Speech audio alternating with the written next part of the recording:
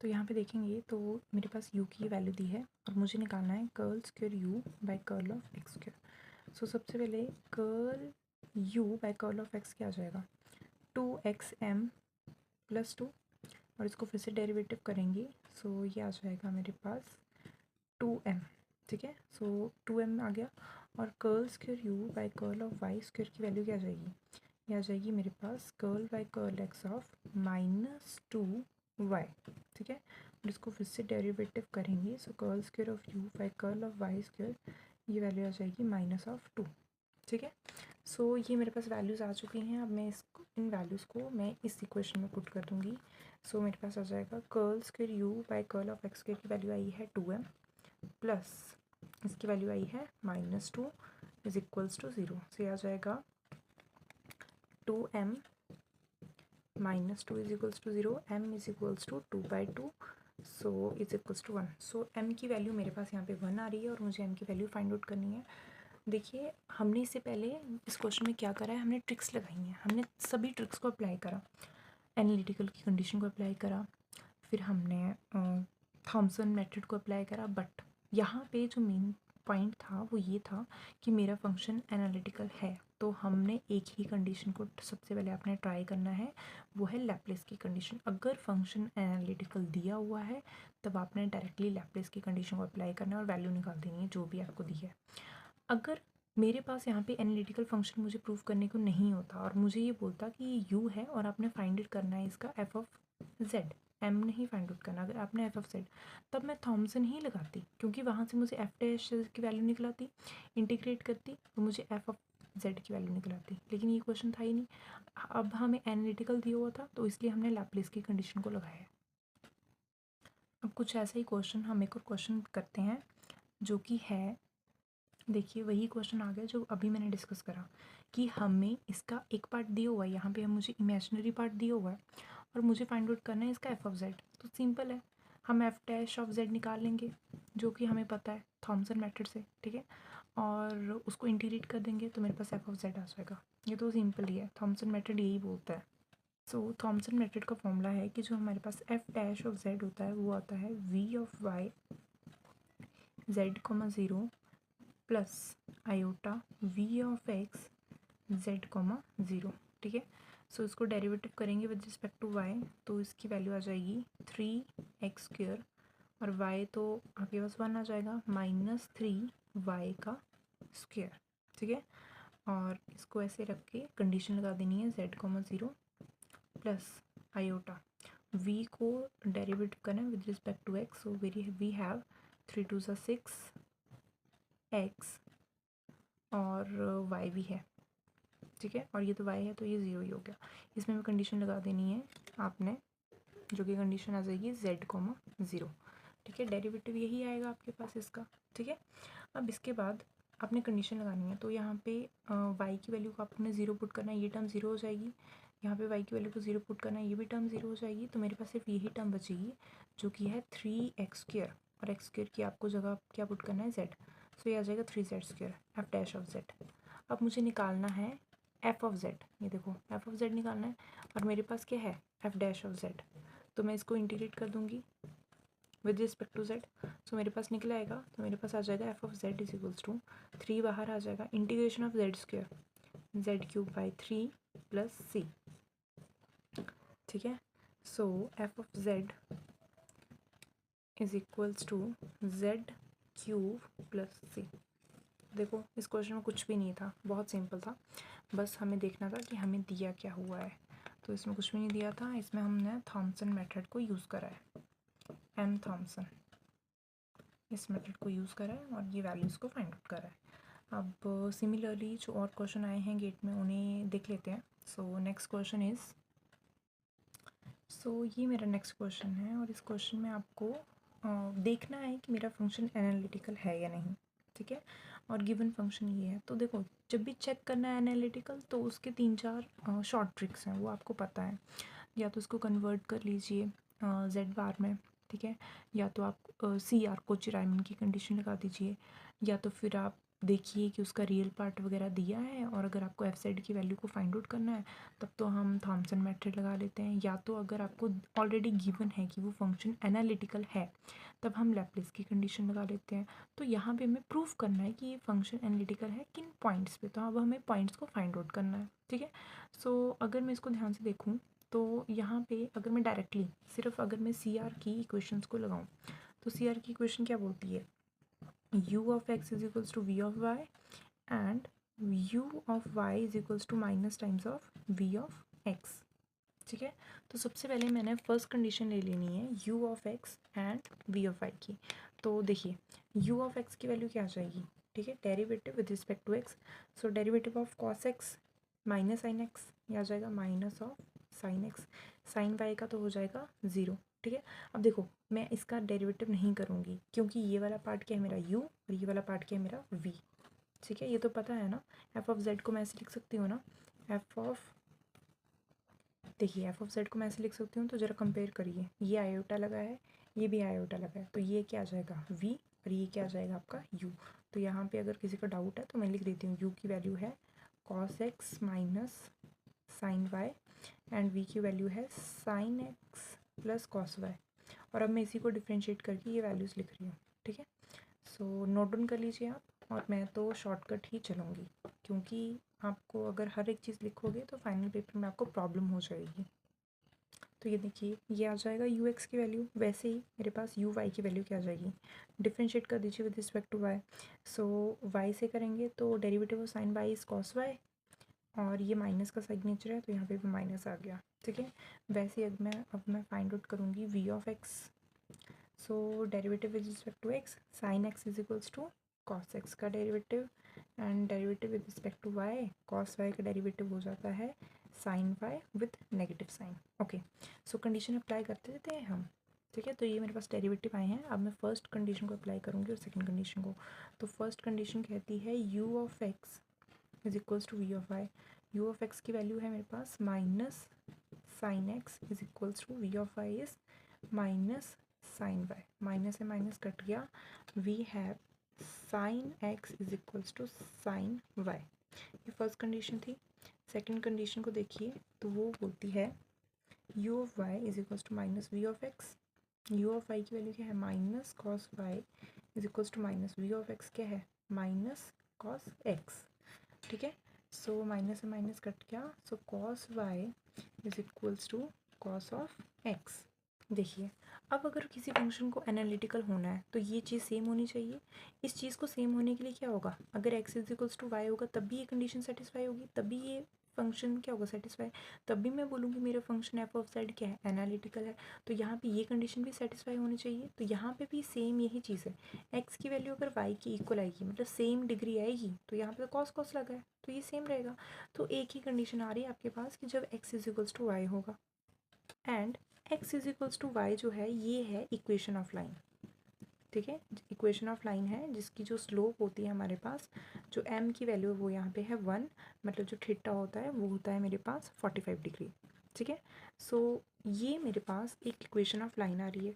अगर देखो मैं अब मुझे इस इक्वेशन ऑफ लाइन को प्लॉट करना है तो ये कुछ ऐसी होगी, ये आ जाएगी रियल एक्सिस, ये आ जाएगी इमेजनरी एक्सिस, ये भी इमेजनरी एक्सिस, और ये आ जाएगी रियल एक्सिस, ठीक है। और ये आ जाएगी equation of line x is equals to y, ठीक है, और ये एंगल आ जाएगा आपका 45 डिग्री।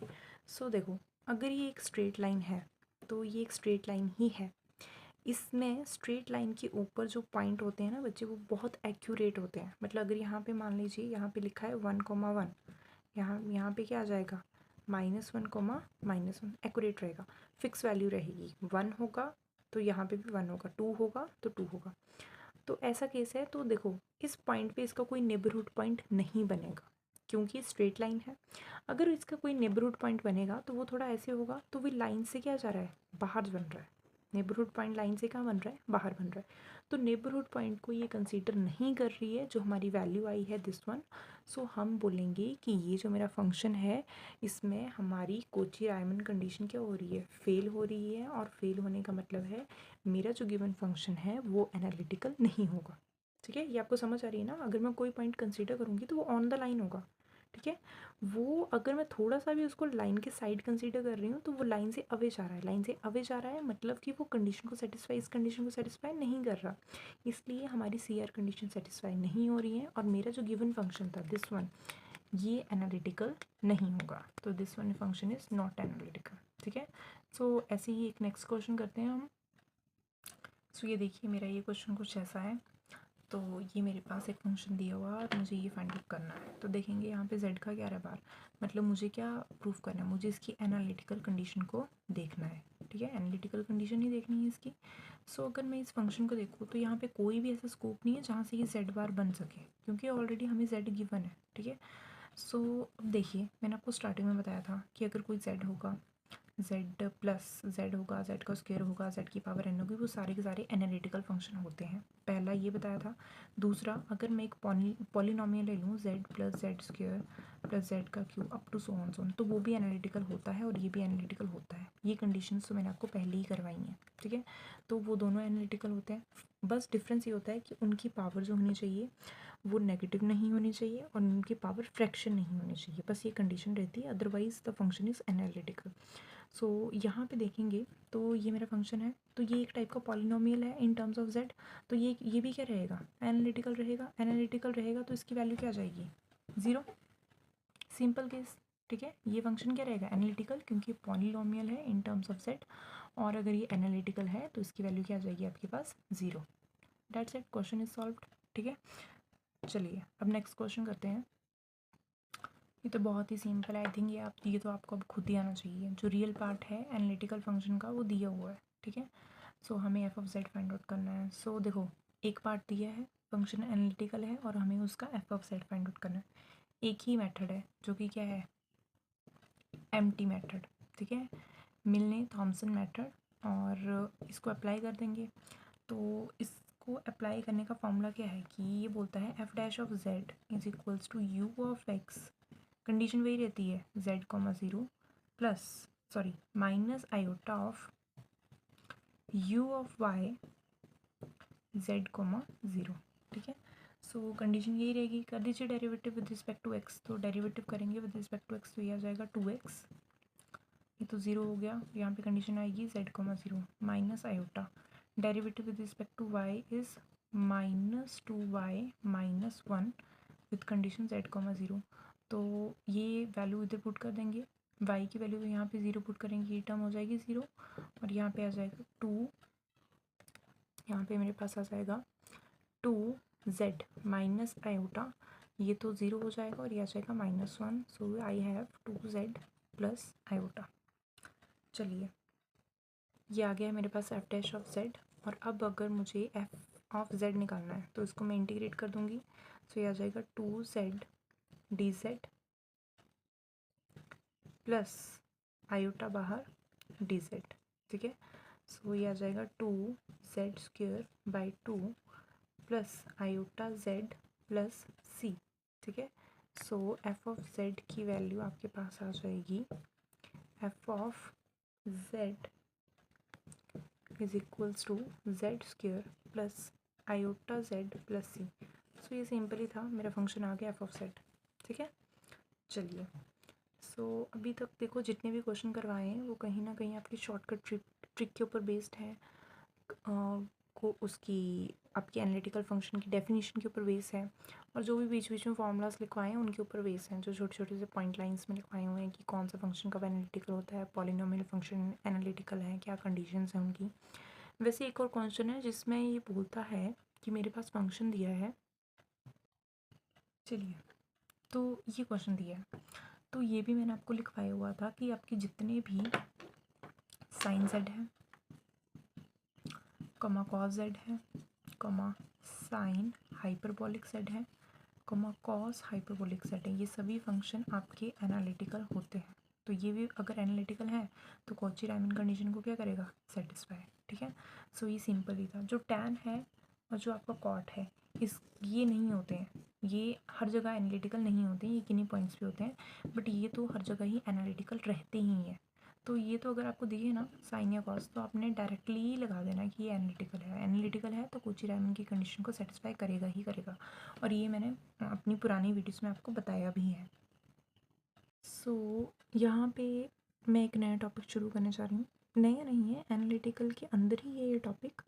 ये भी एक कंडीशन को बताता है कि अगर मेरा एक फंक्शन एनालिटिकल है तो वो कौन सी कंडीशन को सेटिस्फाई तो नहीं बोल सकते, बट ये हो सकता है कि हम उसमें ये कंडीशन भी अप्लाई कर सकते हैं अपने क्वेश्चंस के आंसर्स को फाइंड आउट करने के लिए। जैसे हमने पीछे लैप्लेस पढ़ा था, तो लैप्लेस का मेरे पास ये फॉर्मूला था, मैंने अभी तक उसको आपको डिफ़ाइन नहीं करवाया था।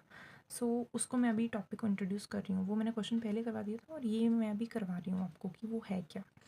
तो सबसे पहले आता है हार्मोनिक फंक्शन। तो ये बोलता है कि any function which satisfies the Laplace equation is called harmonic function. और लैप्लेस इक्वेशन तो आपको पता है कि del square of u is equals to zero, ये del square of v is equals to zero. तो ये सिर्फ सिंपली ये बोलता है कि अगर मेरे पास एक फंक्शन है f of z is equals to u plus iota v, ठीक है, और ये जो मेरा फंक्शन है ये क्या है, एनालिटिकल होना चाहिए। ये एनालिटिकल क्या होना चाहिए। तो यहाँ पे जो आपकी u है, u of x comma y and v of x comma y, ये दोनों ही आपके हार्मोनिक फंक्शन होते हैं, हार्मोनिक फंक्शन। और हार्मोनिक फंक्शन का मतलब है ये क्या सेटिस्फाई करेंगे, ये आपकी लैप्लेस कंडीशन को क्या करेंगे, सेटिस्फाई द लैप्लेस कंडीशन, ठीक है। और लैप्लेस कंडीशन हमारी रहती है, अगर मैं u के लिए लिख रही हूँ तो वो आ जाएगी del square u is equals to zero. और टर्म्स में लेके आऊँ इसे तो मैं इसको ऐसे लिख सकती हूँ, curl square u by curl of x square plus curl square u by curl of y square is equals to zero. और सेकंड कंडीशन रहती है इसकी del square of v is equals to zero. तो इसको भी लिख लेंगे तो ये आ जाएगा curl square of v by curl of x square plus curl square of v by curl of y square is equals to zero. तो ये दो कंडीशन है, ठीक है, ये लैप्लेस कंडीशन है हमारी। और ये कब सेटिस्फाई होंगी, जब मेरा जो फंक्शन है वो मेरे पास एक एनालिटिकल फंक्शन होगा, और इसलिए और जो u और v है वो क्या होंगे, मेरे हार्मोनिक फंक्शन होंगे। इस u और v को हम एक दूसरे के कॉन्जुगेट हार्मोनिक फंक्शन भी बोलते हैं, ठीक है, they are called conjugate harmonic functions. So बस इतना सा था, ये कुछ भी नहीं है मेरे पास, ये मेरे पास कुछ ऐसा है, हार्मोनिक फंक्शन है क्या, और बस ये कॉन्जुगेट u और v को कॉन्जुगेट हार्मोनिक फंक्शन बोलते हैं, ये लैप्लेस की कंडीशन को और सेटिस्फाई करते हैं।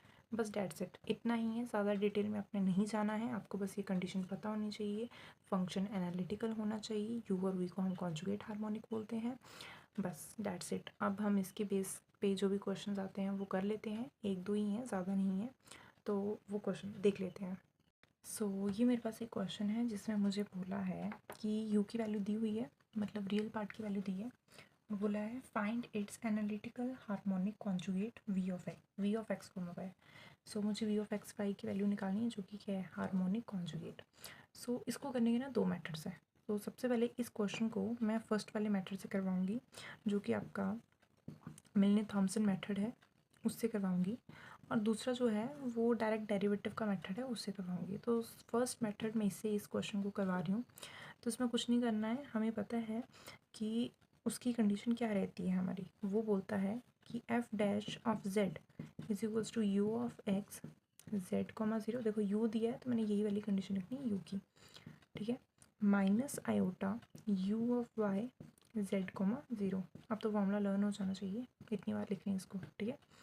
सो एफ डैश ऑफ जेड आपके पास u of x comma y, देखो derivative with respect to x करेंगे, आ जाएगा टू वाई प्लस थ्री, ठीक है। कंडीशन लगा देंगे z comma zero minus iota derivative with respect to y, आ जाएगा two x z comma zero, ठीक है। इसकी वैल्यू करेंगे पुट, सो ये तो टर्म हो जाएगी ज़ीरो क्योंकि वाई की वैल्यू क्या है, ज़ीरो, और ये आ जाएगा यहाँ पे थ्री माइनस आयोटा, और यहाँ पे वाई नहीं है तो जेड की वैल्यू पुट होगी तो ये आ जाएगा टू जेड, ठीक है। अब ये है मेरे पास एफ डैश ऑफ जेड। अब मुझे अगर एफ ऑफ जेड निकालना है तो मैं इसको इंटीग्रेट कर दूँगी, ठीक है।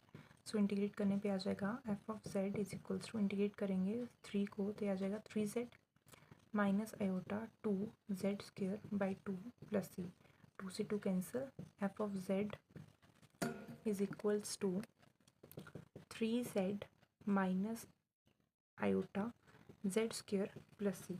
तो देखिए मेरे पास u तो दिया था, मुझे क्या निकालना था, v of x, y। So v में मेरे पास आयोटा की टर्म आती है, तो यहाँ पे आयोटा की टर्म आपके पास एक ही है, ठीक है। सो ये वाली, लेकिन उससे पहले ना मुझे z की वैल्यू को पुट करना पड़ेगा। मेन पॉइंट यहीं पे आता है कि आपने डायरेक्ट ये नहीं लिख लेना v is equals to z², ये गलत होगा, ठीक है। आपने क्या करना है, इस z की वैल्यू को पुट करना है, put z is equals to x plus iota y। ये वैल्यू आपने बच्चे यहाँ पे पुट करनी है, फिर आपने एफ ऑफ z की ही वैल्यू निकालनी है। जब आप ये वैल्यू पुट करोगे, फिर जो आपकी इक्वेशन बनेगी ना, तब आपने फाइंड आउट करना है v ऑफ x, y की आपके पास क्या आ रहा है, ठीक है। अभी आपने ये वैल्यू को पुट करना है, तो करेंगे वैल्यू पुट। तो मेरे पास, तो ये देखिए वैल्यू पुट करने के बाद मेरे पास कुछ ऐसी इक्वेशन बन जाएगी। अब इसको सॉल्व कर लीजिए। So f of z is equals to 3x plus iota times of 3y minus iota, ये a प्लस बी को होल स्क्वायर, ठीक है।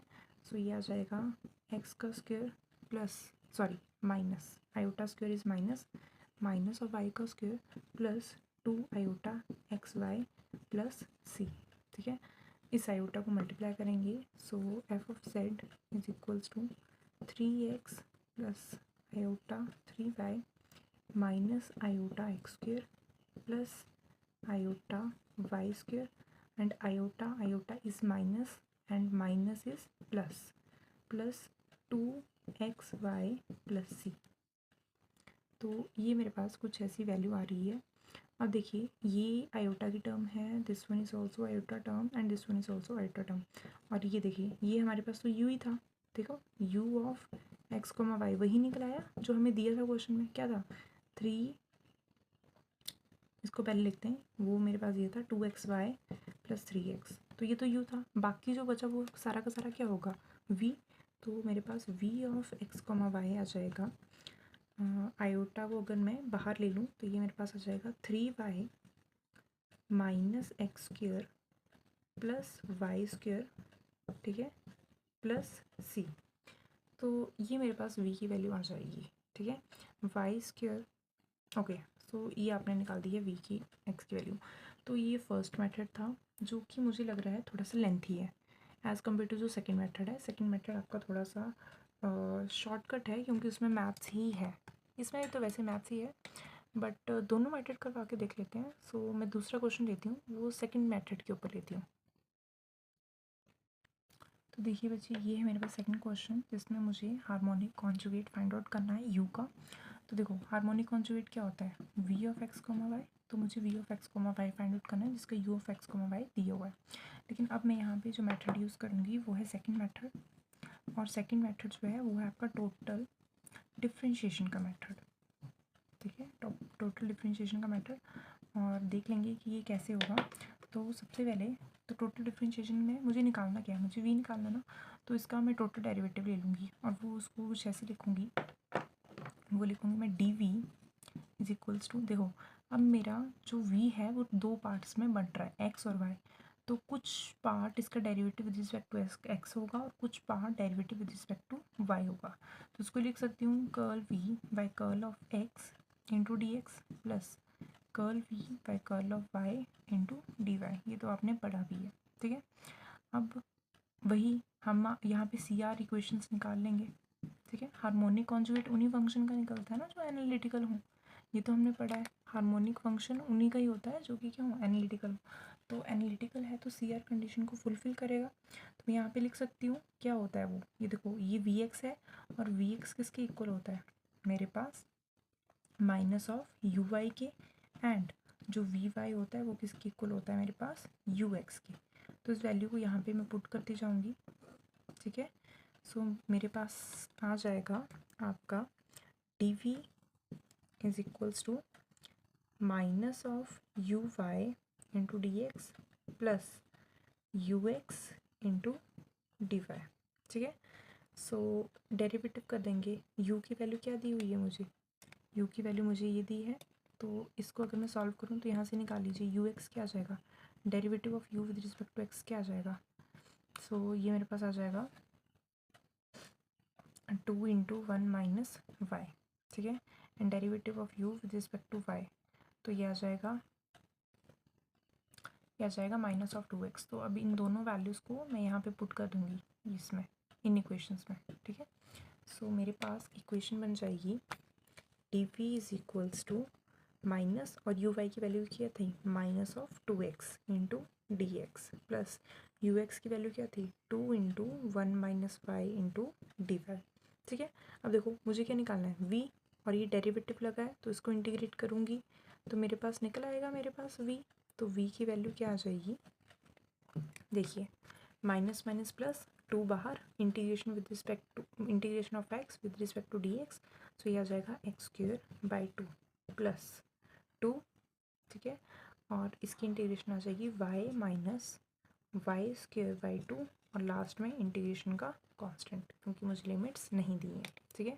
सो सॉल्व कर लीजिए। सो v की वैल्यू आ जाएगी x square plus 2y minus y square plus c, ये 2y आ जाएगा और ये 2 से 2 कट जाएगा, माइनस आ जाएगा Y square plus c. So ये मेरी v की वैल्यू आ गई। तो देखो ये शॉर्टकट नहीं है थोड़ा सा एज़ कम्पेयर टू दिस, बाकी आपकी मर्ज़ी, आप जिस मर्जी मेथड से करिए, बट मेरे को दोनों मेथड्स बताने थे वो मैंने बता दिए।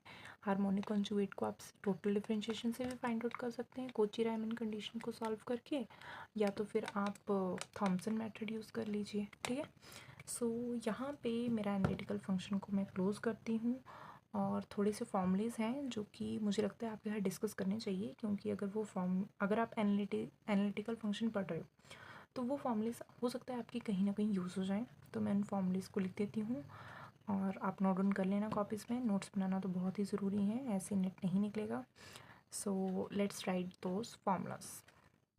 तो ये देखिए कुछ फॉर्मूलाज ये हैं जिसमें देखो मेरे को z की वैल्यू को पता है, z बार की वैल्यू होती है, अगर मैं दोनों को ऐड करूँगी तो plus iota y and minus iota y cut जाएगा, मेरे पास बचेगा 2x। तो x की वैल्यू को मैं लिख सकती हूँ z plus Z bar by 2। Similarly जब मैं सब्ट्रैक्ट करूँगी तो मेरे पास y की वैल्यू आ जाएगी z minus Z bar by 2। अब इसको और थोड़ा सा स्टैंडर्ड फॉर्म में लेके जाऊँ तो मैं इसको आयोटा से मल्टीप्लाई एंड डिवाइड कर रही हूँ। सो y की वैल्यू मेरे पास आ जाएगी iota square is minus, so minus, और ये दिस वन इज आयोटा, ठीक है। So iota by 2 z minus Z का बार, ठीक है, ठीक है। आयोटा से मल्टीप्लाई करेंगे ना, आयोटा आयोटा इज -1, सो ये आ जाएगा minus, this one is iota, ये 2 एंड z माइनस जेड बार। सो एक ही फॉर्मूलेस हैं, कुछ आपके साइन के फॉर्मूलेस होते हैं जिसको हम कैसे लिखते हैं z में, तो वो हैं कुछ ये फॉर्मूलेस हैं कि कॉस को मैं e raise to power something में कैसे रिप्रेजेंट कर सकती हूँ।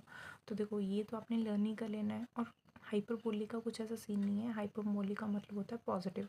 तो आपने आयोटा टर्म को हम नेगेटिव कंसीडर करें तो ये आपने रिमूव करना है, ये भी रिमूव करना है, तो आपके पास वैल्यू आ जाएगी।